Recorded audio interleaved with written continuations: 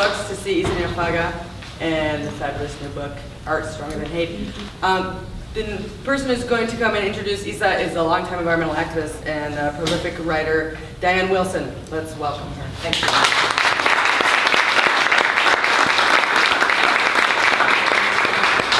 Thank you very much. I am doing this because Pam is hoarse, so she cannot speak. And also, if I'm shaking, it's not nervousness. I've had 8 cups of coffee. So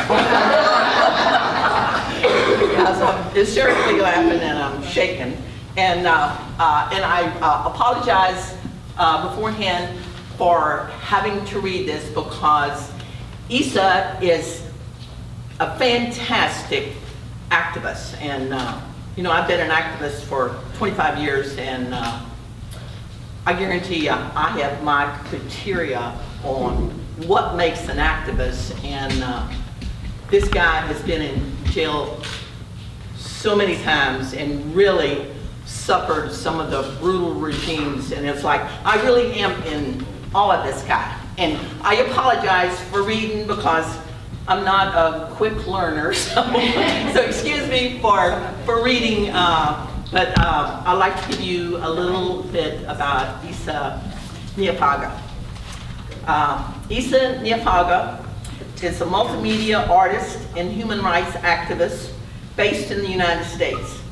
He is globally known as a political cartoonist and a critical thinker who has collaborated with many well-known and established artists and institutions around the world. Back in the 1990s, in his home country of Cameroon, Issa published over 5,000 cartoons, drawings, illustrations, graphic novels, and comics, reaching over 5 million readers. And that's saying a bunch. Many of whom were marginalized and illiterate. Since 1999, Issa has taught his unique art techniques in university, colleges, cultural centers, and social institutions. He has also conducted art therapy programs for child soldiers and at-risk children and teenagers. Issa Nyaphaga's artwork has inspired the human spirit of thousands of people in dozens of countries. Issa is convinced that the power of art can save lives. This provocative color cartoon book that he will talk about today is not only about saving lives, it is about addressing the issue of free speech versus hate speech. Issa Nyaphaga was a contributing cartoonist for Charlie Hebdo in the late 1990s in Paris. He was one of the 4 artists who spoke at the United Nations Human Rights Council in Geneva on March the 6th, 2015, addressing the issue of freedom of artistic expression.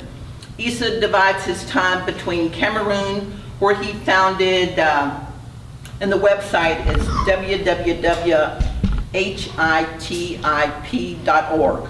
France and the United States, where he mentors young artists and shares his work with all of us. Issa has been living in Santa Fe since 2009, and I welcome this grand man. He is. I am honored.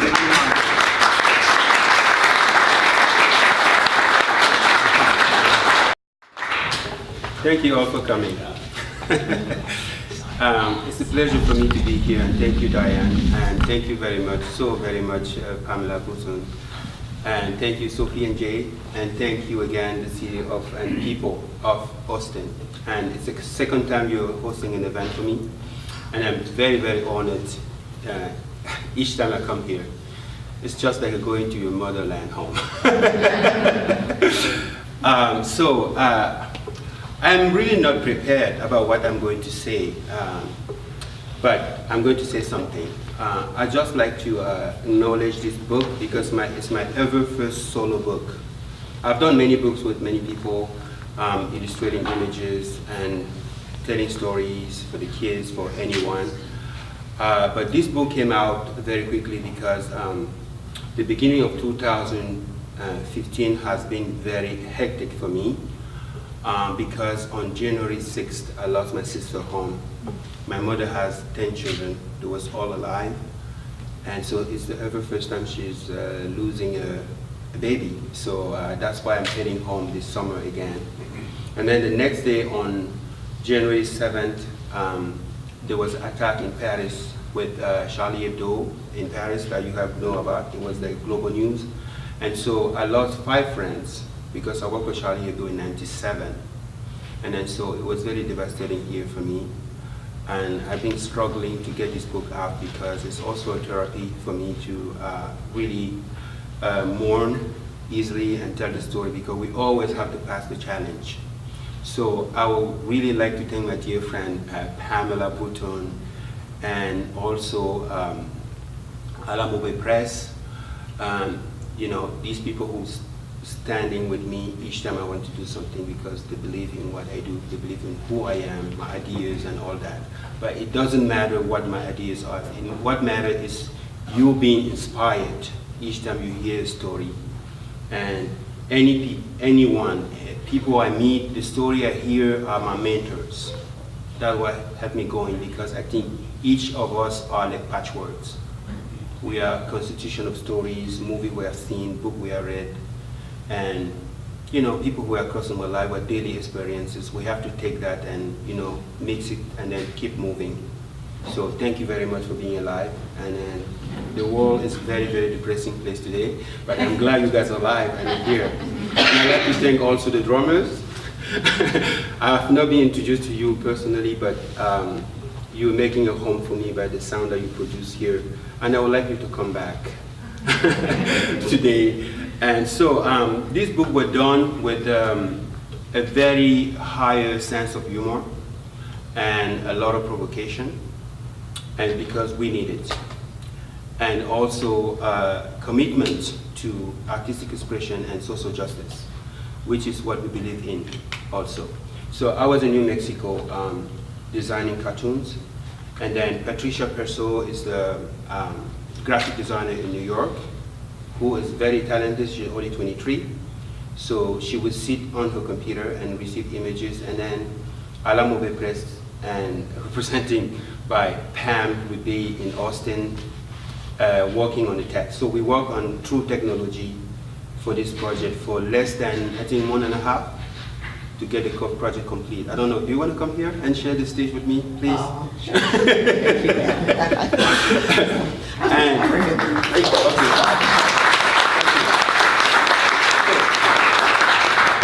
So during part of my presentation, I also want you maybe to give you space to ask questions, because I don't want to see everybody like my students. So I believe you babysitting your dog, your children, your daughters, to come here is to have a conversation, connect.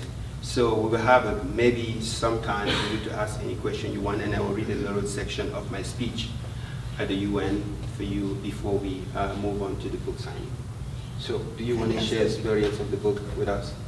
Well, I think you're hearing the experience of the book late nights till about 3 in the morning for around the clock for 3 Right. weeks, working with Patricia in New York and trying to present Issa's feelings about where hate speech begins and free speech ends. And this was the topic of the book, and I think you did a beautiful job. You too. Yes. Right. Okay, so another thing to tell you is that I always tell the artists that I mentor that we are better than Picasso today, because you can just sit on you can have your iPhone in your pocket when you have an exhibition. You just turn the video on and do like this, and then post it online, and people will see it in China. Like many people will see it in less than 25 minutes. Picasso died, and the phone was this big and related to a cable on the wall. So we have this little item in our pocket, and it can make a very big difference. Another important thing with the book is that the community in which I came from does not have power. We don't have electricity. So one of the times that we wanted to screen the movie, it took us 2 weeks to go get the cars and then rent a projector, and then prior that the screening will work in the village place. And then after we succeed doing that, the next village will claim that we have to come do the same thing. But with the book, they don't actually need they don't need any power, they just need daylight, so anybody can have a book. It's a major innovation for us, for the community in which I came from, because there's not even a bridge to go, so we have to write. But Sophie has been there also with us. And then so that's why the book is important. And another important thing is that as an artist based in the US, I still believe that all the changes I've made is because I live here. Believe it or not, it's because I am here. I am sitting on the shoulder of a giant. And then so I can see farther and then see what kind of change I can make. But also I cannot make that change alone. I can only make you if you are standing with me. Because if you look at the map of the world today, we have more knowledge and more research than any other civilization on earth. But we don't act properly. For example, every day we produce food for 12 billion people. We're a little bit more than 7 billion. We can't feed everyone. It means that when you're educated, you also have to match it with common sense. So we don't have common sense, we only have education. And common sense matters because, you know, humans have been on this planet for some time now. And then each time they act, we know what's going on. So we really have to improve other people's lives and make sure that the resources are shared, because we have produced enough resources for anybody to be happy, to have the basic rights, but we don't have it, which is what I'm doing this work. And I believe you get inspired when you get the book in your hand and take it home and recommend it to your friends. It's a very, very incredible book because we have over 100 images with text, and then each text has memory. Because I teach visual art to young people in the US, and I tell them there is not a wrong image, because each image has a story. But between the person who produced the image and then the result that you have, there is something we tend to miss, is the process. Are you having fun when you're writing something? Are you having fun when you're acting before you get on stage? Are you happy when you're creating a piece at that moment without seeing if the piece is beautiful or not based on your views? But just be happy doing that. That's also part of art. That's what you will keep. Because at the UN, I drew a very quick portrait of Obama. Anybody was amazed. Then I tell them, you can do it if you give 5 minutes a day for what you do. Just love what you do and love yourself. Then it's like an investment. You will reflect on your future, on your success of life. So thank you again for being here. And maybe if you have a question for me regarding the book and say your name, then I'm trying to give you an answer. I speak a little funny, but you get it. Yes, what's your name? I have a question. Can I give you a hug? Oh yeah, you can. Thank you. Thank you very much. What to do? I've been working on, I do collage. I've been trying to make political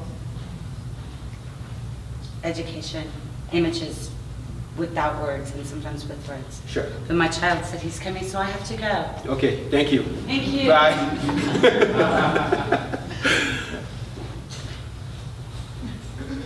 Any question? I got a question for you. Yes, please. Are you going to have a French release?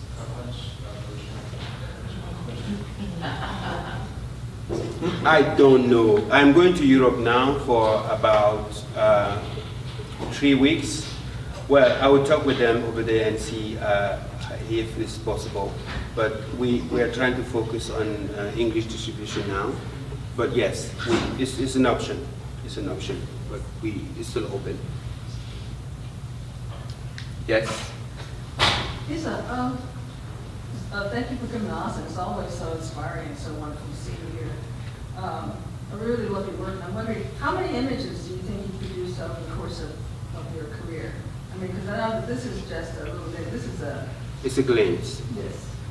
Well, I do not know, because when I see my own way of creating work, I don't see it as counting images. I just want to be happy and make art. And so to make people happy is only what matters. And actually art in my life is not the focus. The focus is people. I just use art as a bridge. And I want to tell you about the man who wrote the foreword of the book.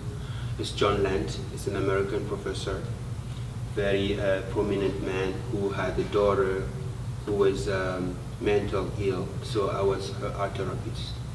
So when I go visit him, he would tell me my daughter have trouble sleeping. I said, well, we can try something. So I would paint my body. But the daughter had 43 years. She was 43 years old, but her brain was 6 years old. So she would look at the candle and just follow the candle all day. So we would set up the candle, and I would set up my own shrine and my color, and then we put music, and I would paint and would dance for her. And then she would forget the candle, and then keep watching me for hours dancing. And then her father said that it's the best night she ever had when I spent time with them. So I went there often, and she left us 2 years ago. So he's the one who read the foreword, and he followed me to Cameroon last year for a cartoon festival. So this is people who host, who are like family members for me. Some of them are in Houston, and he is in Philadelphia. And he followed me to Cameroon, and so we almost ride on the bush taxi together to go to the village, and which is telling me you are welcome. Yes, Susan. Issa, I'm so glad to see you back. And Nice to see you too. now, I haven't had a chance to look at the book yet. So, are they all original cartoons? Are some of them from your past work? I mean, I know they're all original. Let me rephrase it. Are they all recent? And are some of them from your past work? Yes, the only past cartoon that I have in the book is cartoon by my colleague Nyaphaga, who did a portrait of me. I am carrying this huge pencil and paintbrush on my backpack, walking. So the only old cartoon when I was a cartoonist, and also had a nickname to fight the legal censorship in the country. So it's the only old cartoon from that time we have in the book.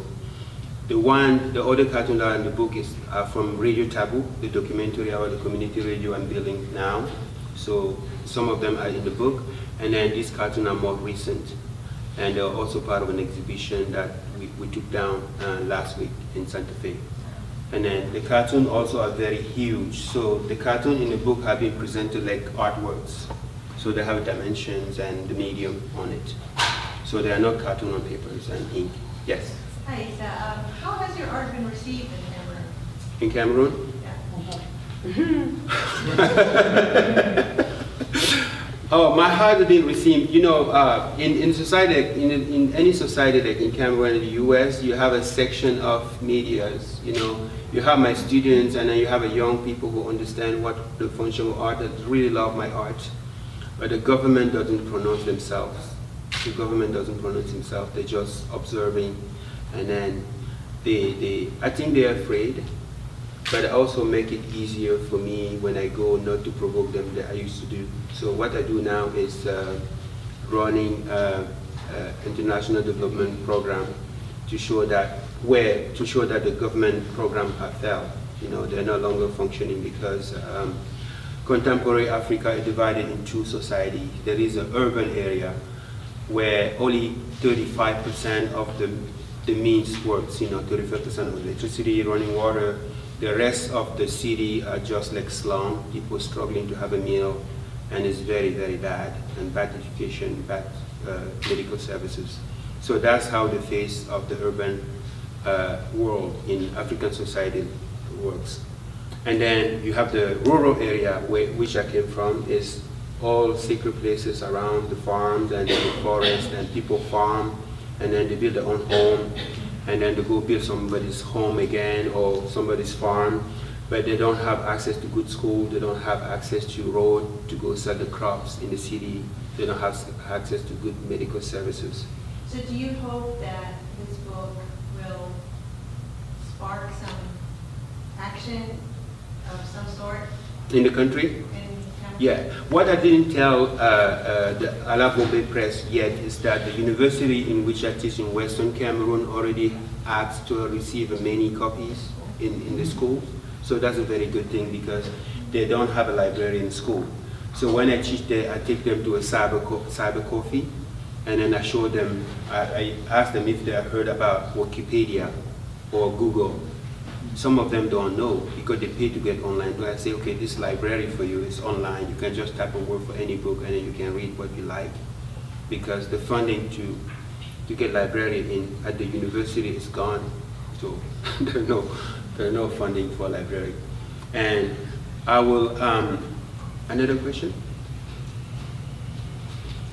Okay, I will. You didn't really say how your art was really received. Not very good. No, not good. But I keep pushing it because it depends on internet. As long as there will be internet in the country available for everyone, then there will be a very big change. Another thing I want to say before I read a section of my speech at the UN, because I was invited by Human Rights Council. Article 19 is the organization in Geneva last month to speak about artistic expression and also share my story. And so it was a very interesting event because there is no regulation to defend artistic expression globally. So 4 of us went there and make a very big difference in, telling the UN to really stand for that. Because people think the US is not powerful, but it's very important organization when you come from the developing world. Because I have been arrested many times, something like 6 times. So if you are combined in time, when I was in prison, is about something like 2.5 years.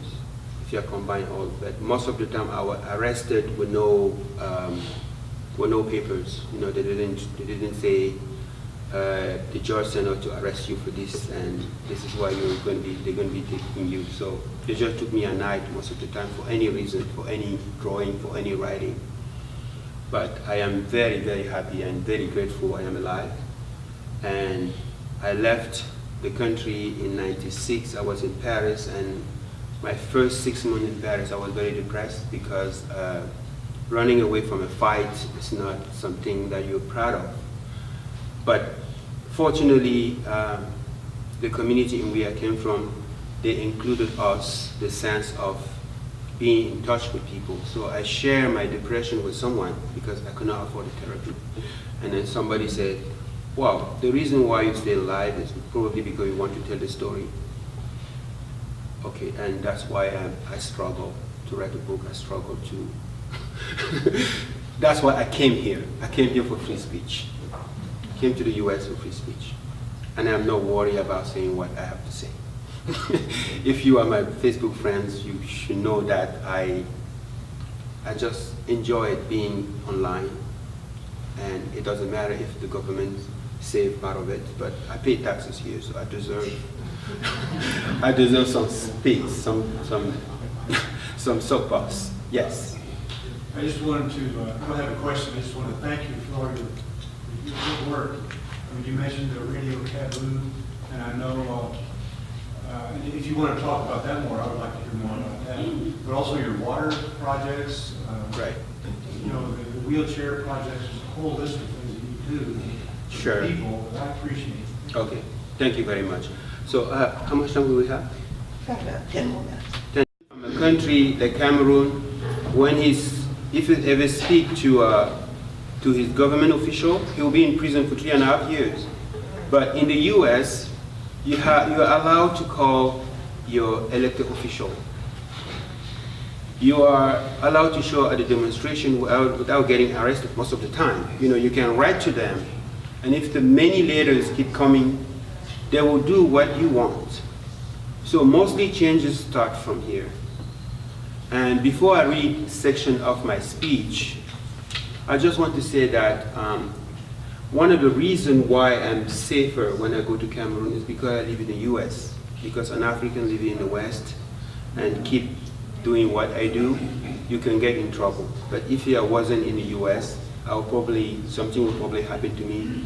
So my sense of giving back in the US is that in Santa Fe, New Mexico, where I live, there's a very good visiting artists program. So I go to school every day to teach the children what life is, what the cultural differences, my focus, cultural difference, social justice, commitment to community engagement, and also how art is. Because even yourself. If you look around this room, anything your eye will see is somebody's ideas. Somebody designed our ideas.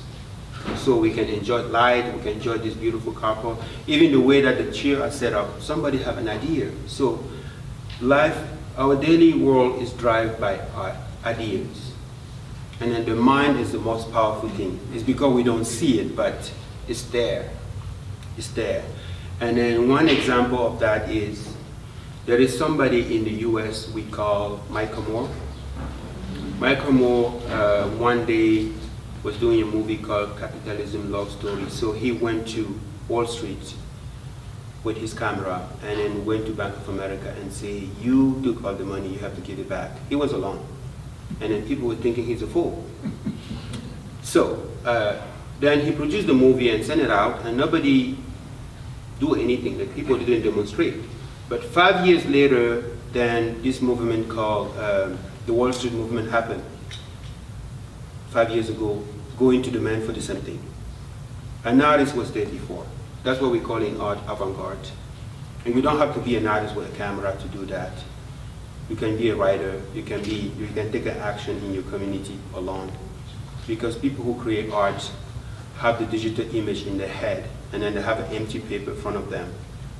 They project it, and then if it doesn't work, they do it again until they succeed. And it's telling them something, so there is not actually a wrong image. Any image has a story hiding behind it. You just have to talk to me.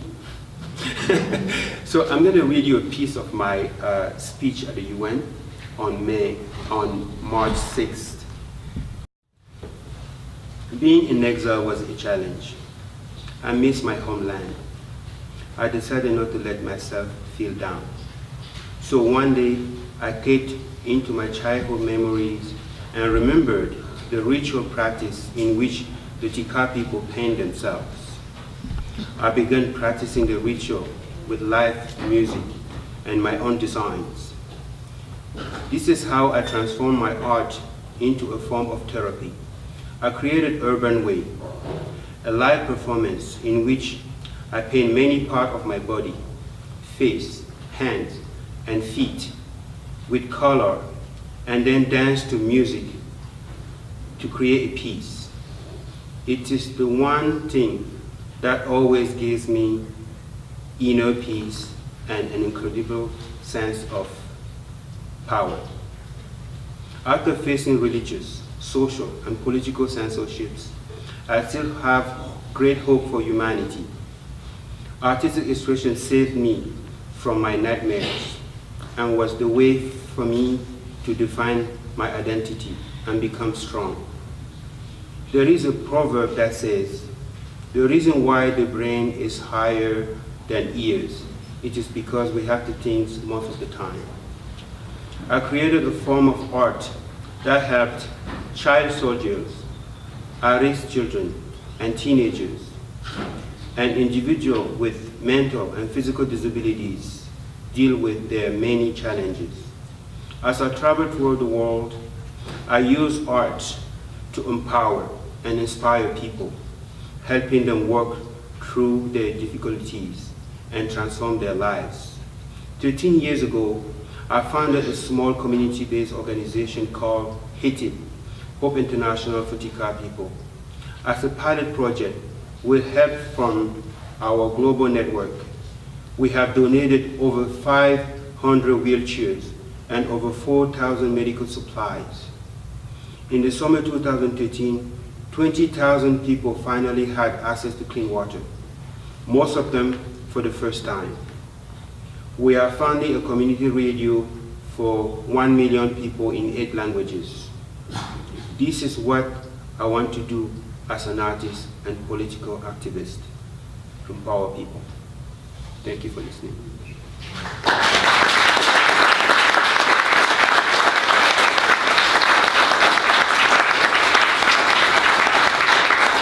This work is because I grew up with a mother who could not read a book.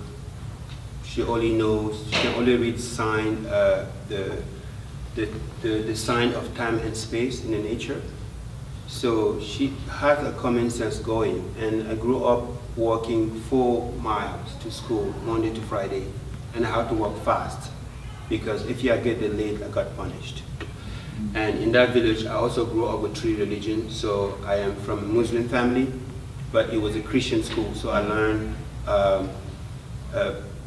Bible during the day and Quran in the evening. And then in the village, what we call a spiritual practice is just art. You know, the gods are the performance of the mask, that's what we call in the West. And then my mother had these painting on her wall, so she talked to the painting in the morning, and then she can go smell the wind to see if it's going to rain in 7 hours, so she had time to go and come back. So I grew up with that, with no resources, but I didn't also know I was poor. But living in a country like this, I think there is a possibility to transform other people's lives. Because how do you imagine your life if you woke up in the morning as an indigenous person, you was poor, then you woke up in a country where you can just put gas in your car, as I do in Santa Fe, and drive to go hike. I told myself, and with the 5 languages that you speak, I think you shouldn't keep that resources for yourself. You know, even when I teach, it helped me get out all the knowledge that I have, because I think children, the next generation, need it, you know, to move forward. And then the book is yours, and you can take it to your house, and you're going to be with me, I'm sure. And then stay in touch. How much time do we have? About time to go. About time to go. Okay, thank you very much for being here. It's a pleasure, and I will see you later. Okay?